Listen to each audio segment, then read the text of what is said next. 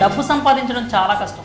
కొందరైతే 100 రూపాయలు సంపాదించడం కోసం ఒక రోజు మొత్తం కష్టపడుతూ ఉంటారు. తిన్నా తినకపోయినా కష్టపడి చెమటోడ్చి తమ పిల్లల భవిష్యత్తు కోసం దాచుకుంటూ ఉంటారు. కానీ కొందరు సైబర్ నేరగాళ్లు అలాంటి వాళ్ళ కష్టాన్ని నిమిషాల్లో దోచేస్తున్నారు. అమాయకులు, అవగాహన లేని వాళ్ళని టార్గెట్ చేసుకుని ఇలాంటి మోసాలకు పాల్పడుతూ ఉంటారు. అయితే ప్రభుత్వాలు, పోలీసులు చేస్తున్న అవగాహన వల్ల ప్రజల్లో మార్పు అయితే వచ్చింది.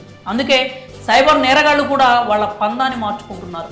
ఇప్పుడు ప్రజాపాలన దరఖాస్తులే టార్గెట్గా కొత్త మోసాలకు తెరలేపారు. తాజాగా ఓ మహిళను మోసం చేసిన విషయం వెలుగులోకి వచ్చింది. సైబర్ మోసాల గురించి అయితే ప్రత్యేకంగా చెప్పాల్సిన అవసరం లేదు. గుర్తు తెలియని వ్యక్తులు ఫోన్ చేసి మీకు లాటరీ తగిలిందని, మీరు లక్కీ డ్రాలో విజేతలుగా నిలిచారని, మీకు బంగారం, గోల్డ్ కాయిన్స్ వచ్చాయంటూ చెప్తూ దరఖాస్తు కోసం ఓటీపీ చెప్పాలంటూ మోసాలకు పాల్పడేవాళ్ళు. తర్వాత ఆ మోసాలను ప్రజలు గ్రహించారు. అందుకే సైబర్ మోసగాళ్లు కూడా పందా మార్చారు. మీ బ్యాంక్ అకౌంట్ కేవైసీ చేసుకోవాలని, అకౌంట్ వివరాలు అప్డేట్ చేసుకోండి అంటూ మోసాలు చేశారు.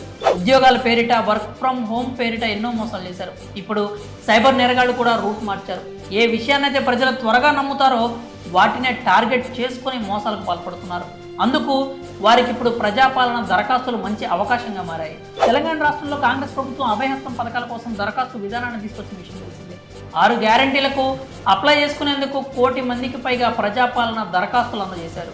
ఇప్పుడు వారినే టార్గెట్ చేస్తూ సైబర్ నేరగాళ్లు కొత్త మోసాలకు పాల్పడుతున్నారు. ఇప్పటికే పోలీసులు ఈ నేరాల విషయంలో హెచ్చరించారు. గుర్తు తెలియని నంబర్ల నుంచి ఫోన్లు వచ్చినా, ఎవరైనా ఫోన్ చేసి ఓటీపీలు అడిగినా చెప్పొద్దంటూ తెలియజేశారు.